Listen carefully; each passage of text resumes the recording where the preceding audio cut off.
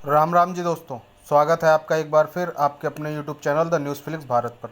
दोस्तों, जैसा कि आप सभी को पता है कि ऑपरेशन सिंदूर सक्सेसफुल रहा, लेकिन अभी कंप्लीट नहीं हुआ है। अभी तो सिर्फ पहला चरण शुरू हुआ है। ठीक। और जैसे ही ऑपरेशन सिंदूर की खबर पूरे पाकिस्तान में फैली और उसके साथ साथ इंटरनेशनल मीडिया में फैली, उसके साथ ही पाकिस्तान ने पुंछ में जिस तरीके से सीज़ फायर का उल्लंघन किया है, हालांकि उसने उल्लंघन तो पहले ही कर दिया था, जैसे पहलगाम अटैक हुआ था उसके बाद से ही वो लगातार पुंछ पर सीज़ फायर का उल्लंघन करके फायरिंग कर रहा था। लेकिन जो कि अभी सीज़ फायर का उल्लंघन उसने इस तरीके से किया है कि उसने वहाँ के लोकल जो लोग हैं, स्थानीय नागरिक हैं, उनको निशाना बनाना शुरू किया। उसमें लगभग लगभग पुंछ में 15 लोग मारे जा चुके हैं और 50 से अधिक घायल हैं। ठीक उसके साथ साथ हमारे एक लांस नायक जो है दिनेश कुमार, उनको भी वीरगति प्राप्त हुई है, उनका भी निधन हुआ है इसमें, वो भी वीरगति को प्राप्त हुए हैं। और उसके साथ साथ आपने एक चीज़ नोटिस की होगी कि लगातार जो इंटरनेशनल मीडिया में भी और कुछ देश के अंदर समाचार पत्र हैं, उन्होंने क्या जो वीडियोस या जो उस समय पहलगाम अटैक के समय फुटेज आई थी, उसमें एक चीज़ को स्पेशली मेंशन किया था। क्या? एक तो पाकिस्तान ऑक्युपाइड कश्मीर बोला जाता है, दूसरा इंडिया ऑक्युपाइड कश्मीर या इंडिया रूल्ड कश्मीर या इंडिया एडमिनिस्ट्रेटेड कश्मीर। यानी उसको इस तरीके से दिखाया गया कि जैसे उस कश्मीर घाटी पर या जम्मू कश्मीर में भारत ने ज़बरदस्ती कब्जा कर रखा है, वो भारत का हिस्सा है ही नहीं। दरअसल उसको इस तरीके से दिखाने का प्रयास किया गया कि वो भारत का हिस्सा नहीं है, भारत ने उस पर अपना कब्जा कर रखा है, जबकि पीओके तक भारत का हिस्सा है। ठीक है, पहली चीज़ ये। दूसरी चीज़ ये कि भारतीय सुरक्षा बलों ने, सशस्त्र बलों ने पाकिस्तान में कई लोकेशंस पर एयर डिफेंस राडार और सिस्टम को निशाना बनाया। ऐसी विश्वसनीय जानकारी मिली है कि लाहौर के एयर डिफेंस सिस्टम को तबाह किया जा चुका है।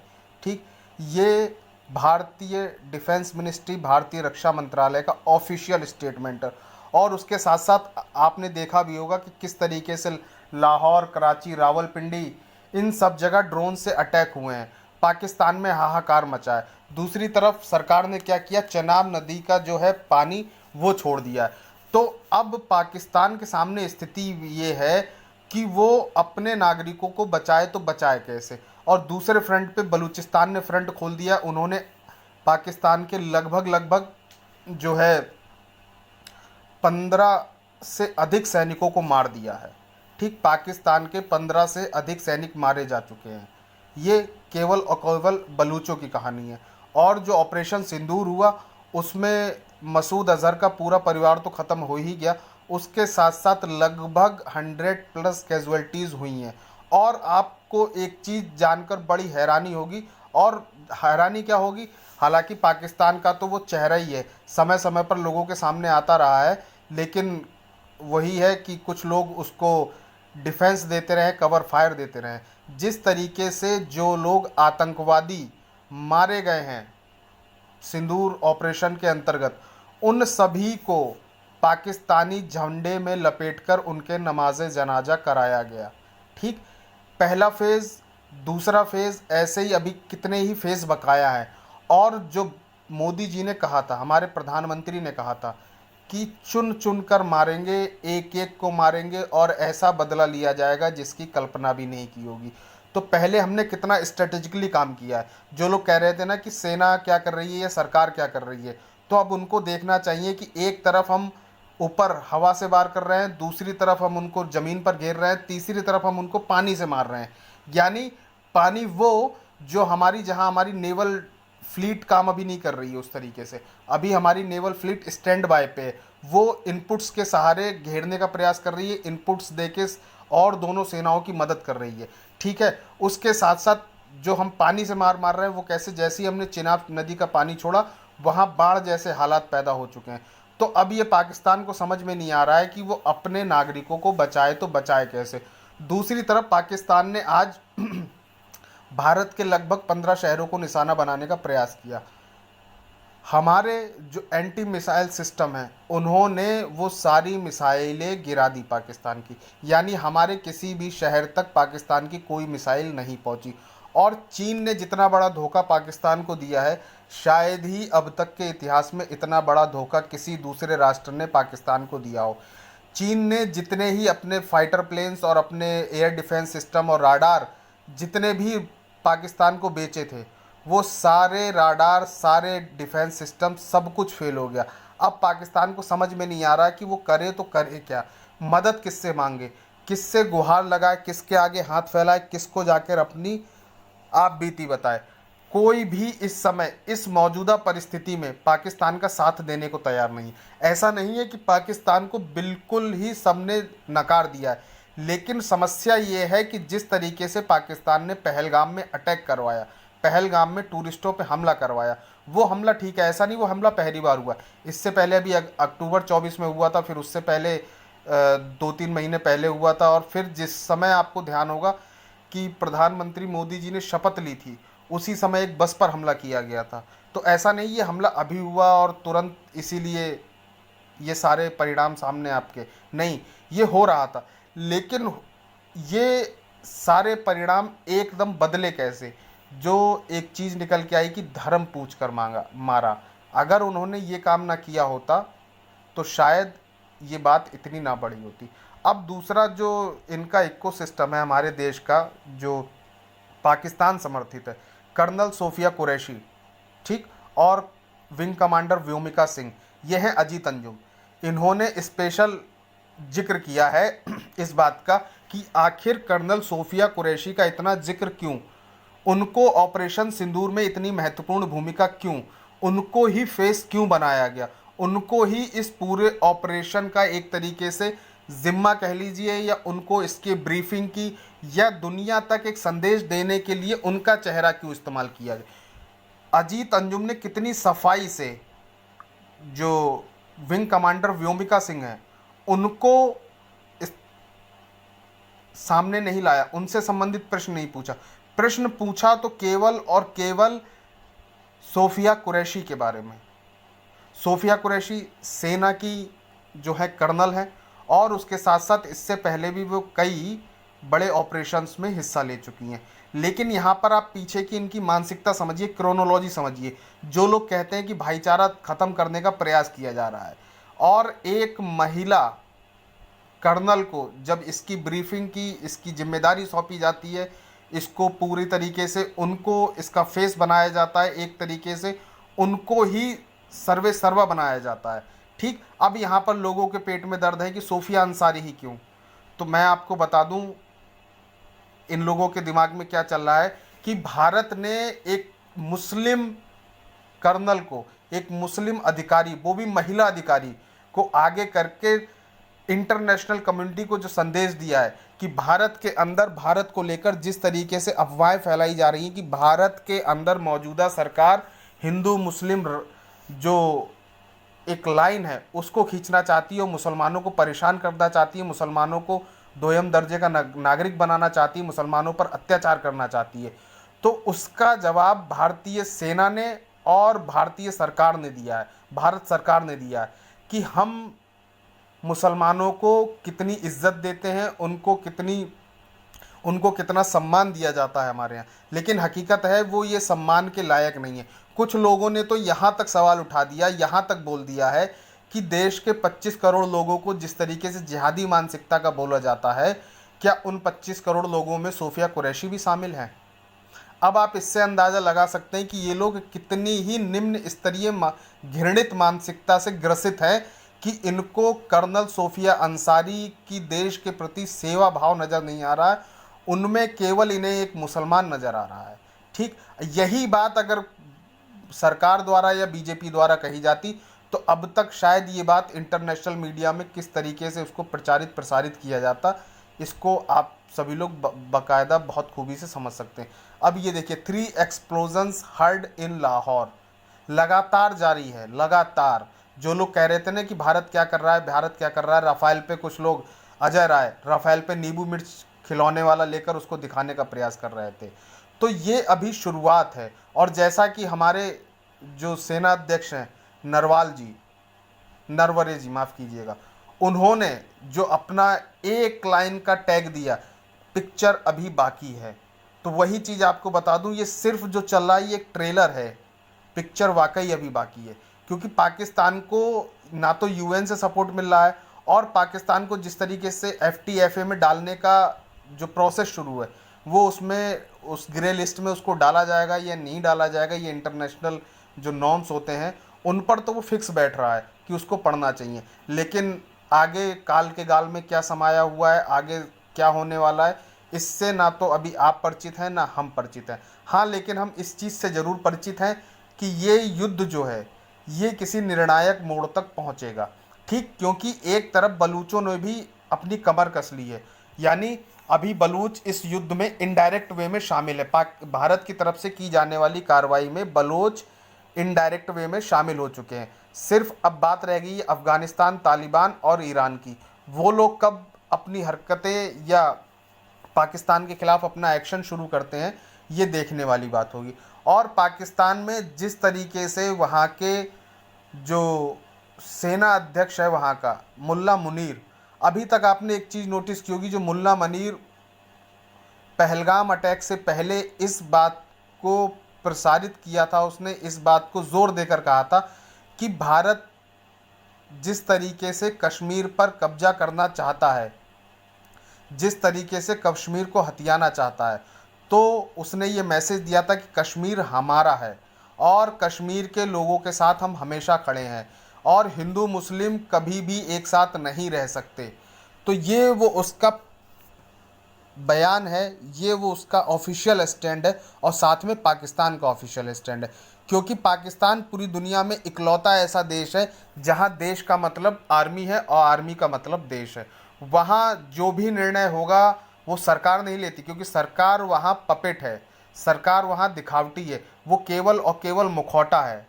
ठीक, जो भी करेगा वो सेना अध्यक्ष करेगा, और वहाँ का सेना अध्यक्ष इस समय मुल्ला मुनीर है। और आपने देखा होगा कि आसिम मुनीर का एक भी स्टेटमेंट अभी तक ऑफिशियल नहीं आया है कि वो क्या तैयारी कर रहे हैं या वो क्या आगे प्लान कर रहे हैं, या इस हमले को लेकर उनका क्या स्टैंड है। हालांकि शहबाज शरीफ का स्टैंड आ गया है, और उसके साथ साथ आपने एक चीज़ नोटिस की कि ख्वाजा आसिफ, ठीक, ख्वाजा आसिफ के भी बयान लगातार आ रहे हैं, और वो अपने बयानों में बस अब एक ही चीज़ बोल रहे हैं कि हम एटम बम से हमला करेंगे, हम एटम बम से हमला करेंगे। क्योंकि उनके जितने भी मिसाइलें हैं ना तो वो काम कर रही, क्योंकि उनको जो चाइना ने दिया है वो सब दिया है कबाड़ा। जो कबाड़े में बिकना था वो उसने उठा के चाइना ने पाकिस्तान को बेच दिया। और अब लाहौर, रावलपिंडी, कराची में जिस तरीके से हाहाकार मचा हुआ, पूरे पाकिस्तान में इमरजेंसी घोषित की जा चुकी है। पूरा पाकिस्तान हाई अलर्ट पे है। ऐसा नहीं पाकिस्तान रिटेलिएट नहीं कर रहा है, पाकिस्तान रिटेलिएट कर रहा है, बॉर्डर पे उसने टेंशन बढ़ा दी है। ठीक, अब पाकिस्तान सिर्फ इस बात को एश्योर करना चाहता है कि उसको किस तरीके से भारत पर हमला करना है, भारत को किस तरीके से जवाब देना है। क्योंकि भारत कोई भी, हमारी जो सेनाएं हैं वो कोई भी चूक नहीं करना चाहती। और दूसरी सबसे बड़ी चीज़, हम हर हाल में इस बात को एश्योर करना चाहते हैं, इस बात से बिल्कुल संतुष्ट होना चाहते हैं कि हमारे यहाँ कम से कम जान माल की हानि हो। क्योंकि हमारे यहाँ सेना जो है हमारी धरोहर है, हमारी संपत्ति है। हमारे यहाँ सेना जिहादी नहीं है, हमारे यहाँ सेना मरने के लिए नहीं है, हमारे यहाँ सेना को इसलिए नहीं तैयार किया जाता है, हमारे यहाँ सेना को इसलिए नहीं रखा गया कि उसको जब ऐसा मौका पड़े आतंकवादियों की तरह मरने के लिए छोड़ दो ना। हमारे यहाँ सेना बाकायदा हमारे देश की धरोहर है, जिसको हम हर हाल में सहेज कर रखना चाहते हैं।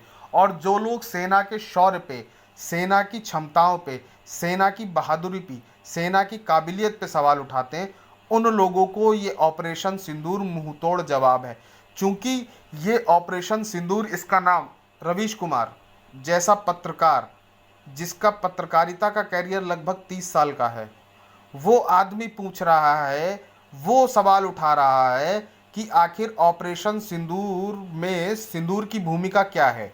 आखिर इस ऑपरेशन को सिंदूर का नाम किसने दिया? सेना ने दिया, या उन महिला अधिकारियों ने दिया जिनको ब्रीफिंग पे लगाया गया, या प्रधानमंत्री मोदी ने दिया, या फिर ये जो पूरा कॉन्सेप्ट है, ये जो पूरी स्क्रिप्ट है, ये पहलगाम हमले के बाद ही लिखी गई थी कि कौन ब्रीफिंग करेगा, कैसे ब्रीफिंग करेगा।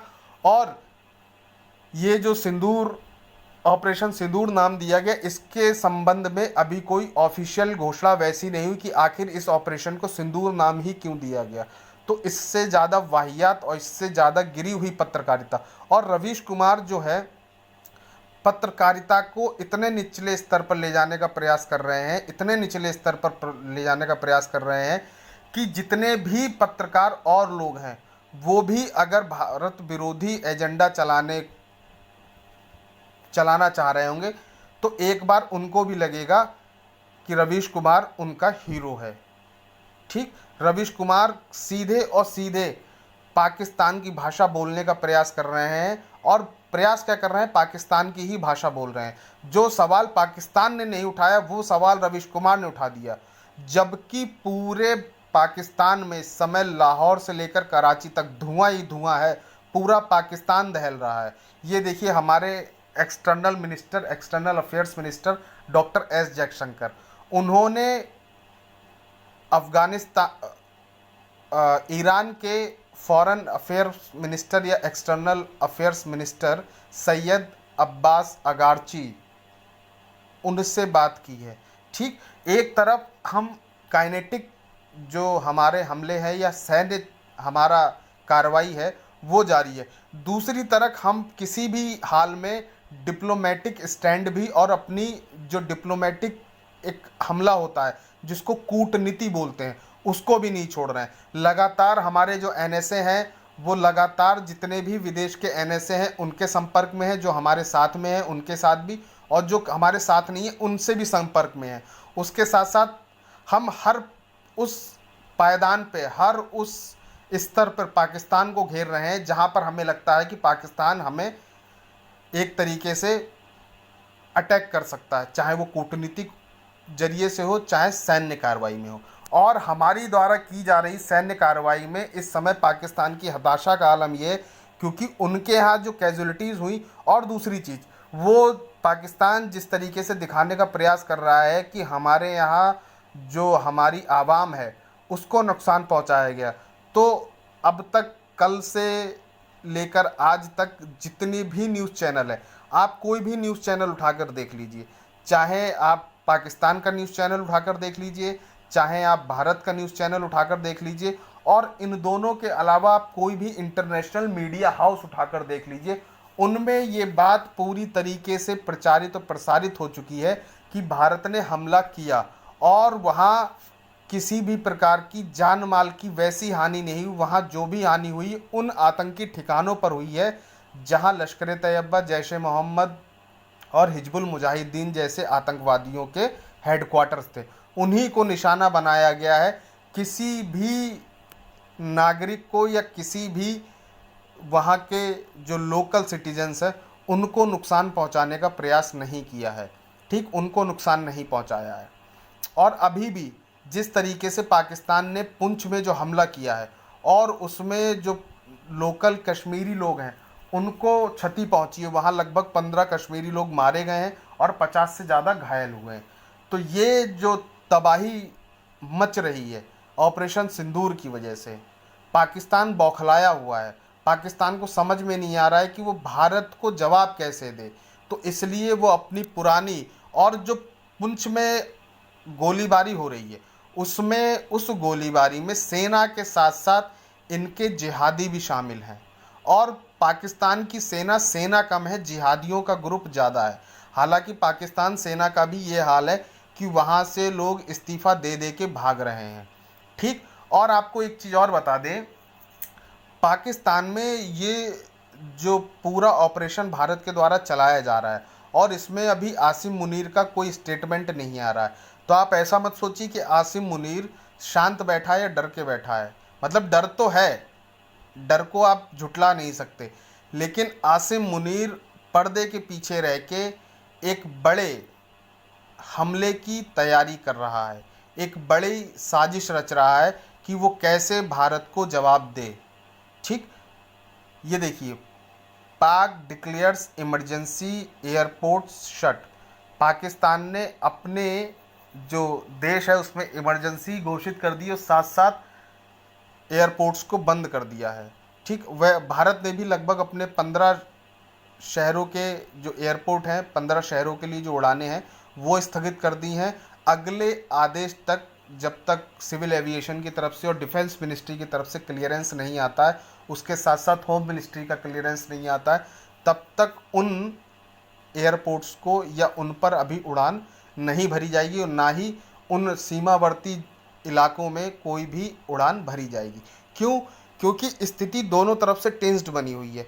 कब कहाँ कैसे क्या हो सकता है अभी इसका कुछ पता नहीं है। हालांकि हमारा एयर डिफेंस सिस्टम बहुत ज़्यादा मजबूत है पाकिस्तान के मुकाबले, लेकिन फिर भी रिस्क लेने का काम नहीं है, किसी को मौका देने का काम नहीं है। क्यों किसी को आप मौका दें?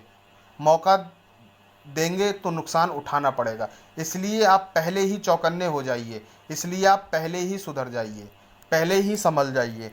ये स्थिति है, ठीक है। और पाकिस्तान जो कि हर फ्रंट पे अपने आप को असहाय महसूस कर रहा है, अपने आप को लाचार महसूस कर रहा है। अब तो पाकिस्तान की जनता भी सवाल उठा रही है कि आखिर जब भारत ने अटैक किया तो उस समय पाकिस्तानी सेना क्या कर रही थी? पाकिस्तानी सेना ने उस अटैक का जवाब क्यों नहीं दिया?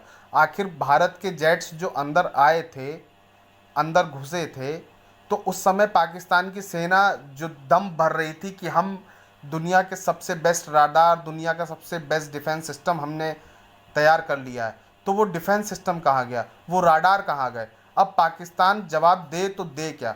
पाकिस्तान ने जो हीनियस क्राइम पहलगाम में किया, जिस तरीके से लोकल के लोगों को, कश्मीरी लोगों को इस्तेमाल करके साथ में अपने आतंकी भेजकर जो हमला करवाया, पाकिस्तान भी नहीं समझ रहा था कि उसको इस हमले की इतनी बड़ी कीमत चुकानी पड़ेगी। वो तो सिर्फ ये सोच रहा जैसे आम हमले होते हैं वैसा हमला होगा। लेकिन अब ये जो मैसेजबाजी थी कि मोदी को जाकर बोल देना, मोदी से कह देना, ये मैसेजबाजी वाकई एक पूरी जानी समझी सोची समझी प्रक्रिया के तहत हुआ, या वो उस आतंकवादी का जो है अपना मन था, उसने अपने मन से बोला? अगर ये सोची समझी प्रक्रिया के तहत हुआ था तो आप मान के चलिए कि पाकिस्तान ने अपने जीवन की सबसे बड़ी गलती की। इससे पहले जो भी युद्ध हुए वो अलग थे, ठीक। हमने बालाकोट किया, हमने एयर स्ट्राइक की, हमने सर्जिकल स्ट्राइक की, वो अलग था। अब हमने स्ट्राइक नहीं कर रहे हैं, अब हमने सीधे सीधे युद्ध की घोषणा की है, ठीक। याचना नहीं अब रण होगा, जीवन जय या कि मरण होगा। तो सीधे सीधे हमने घोषणा कर दी है। और दूसरी बात, जो लोग हमारे देश के अंदर पाकिस्तान को कवर फायर दे रहे हैं, जो सेना के शौर्य पर सवाल उठा रहे थे, तो उनको एक चीज़ बता दें, सेना अब भी वही है जो आज से 70 साल पहले थी, ठीक। वही सेना का शौर्य तब भी था, वही सेना का शौर्य अब भी है। तो मेरी एक ही रिक्वेस्ट है, सरकार पे सवाल उठाइए, खूब उठाइए, सरकार को कटघरे में खड़ा कीजिए, लेकिन सेना को कटघरे में मत खड़ा कीजिए।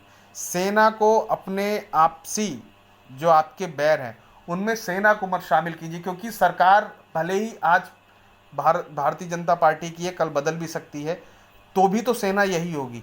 तब आप उस सेना का कैसे सामना करेंगे जिस सेना का मनोबल आप लगातार गिरा रहे हैं? कैसे आप उस सेना से आंखें मिला पाएंगे जिसका मनोबल आप गिरा रहे हैं? उस सेना को उस समय आप कैसे फेस करेंगे जिसको लेकर आप अभी सवाल उठा रहे हैं? और तो और आप एक जो आदमी कुंठित मानसिकता से ग्रसित होता है, जिसके मन में कुंठा ही भरी हुई है, उस आदमी की बातें और इस समय विपक्ष की बातें अगर आप सुनोगे तो आपको बहुत ज़्यादा उनमें और इनमें फ़र्क नज़र नहीं आएगा। ये सर्जिकल स्ट्राइक जो एयर स्ट्राइक पाकिस्तान में हुई, उसका सबसे पहला सबूत तो खुद पाकिस्तान ने दिया। पाकिस्तान के जो प्राइम मिनिस्टर है उसने प्रेस कॉन्फ्रेंस की, उसके साथ साथ पाकिस्तानी सेना के जो मिलिट्री ऑफिशियल्स हैं उनने, और वहाँ का जो विदेश मंत्री है ख्वाजा आसिफ, उसने प्रेस कॉन्फ्रेंस करके इन बातों की जानकारी दी। लेकिन उसके बाद भी लोग ये पूछने पर आमादा है कि आखिर वहाँ जो आतंकवादी मारे गए इसकी पुष्टि कैसे होगी, इसका सबूत क्या है कि जो मारे गए वो आतंकवादी ही थे, वो लोकल के लोग नहीं थे। तो अब इससे ज़्यादा नीच मानसिकता क्या हो सकती है? इससे ज़्यादा घृणित मानसिकता क्या हो सकती है? इससे ज़्यादा कुंठित मानसिकता क्या हो सकती है कि जिस सेना ने ऑपरेशन किया सिंदूर, और उसका सबूत देने के लिए स्वयं उस देश का डिफेंस मिनिस्टर, उस देश की सेना, उस देश का फॉरेन मिनिस्टर और तो और उस देश का प्राइम मिनिस्टर वो आके अपने मीडिया चैनल्स पे, उसके साथ साथ इंटरनेशनल मीडिया चैनल्स को ये प्रेस के थ्रू ब्रीफिंग दे रहा है कि भारत ने हम पर हमला किया है, भारत ने हमारे जो पाकिस्तान ऑक्युपाइड कश्मीर है और उसके साथ साथ जो हमारे बॉर्डर साइड एरिया है उस पर भारत ने हमला किया है। और इस बात का सबूत मांगने के लिए जो है पाकिस्तान की तरफ से सबूत दिया जा रहा है, लेकिन उसके बाद भी भारत में इस बात का सबूत मांगा जा रहा है। तो अब आप स्वयं अनुमान लगा सकते हैं कि आदमी की कुंठा का आलम क्या है, जो पाकिस्तान के समर्थन करने वाले हैं उनकी कुंठा का आलम क्या है। ठीक है, तो दोस्तों आज के इस वीडियो में इतना ही। आगे फिर किसी नए वीडियो में आप सभी लोगों से मुलाकात होगी। तब तक आप हमारे चैनल को लाइक कीजिए, शेयर कीजिए और सब्सक्राइब कीजिए। साथ ही बेल आइकॉन दबाना ना भूलिएगा ताकि आपको आने वाले वीडियोस का रेगुलर नोटिफिकेशन मिलता रहे।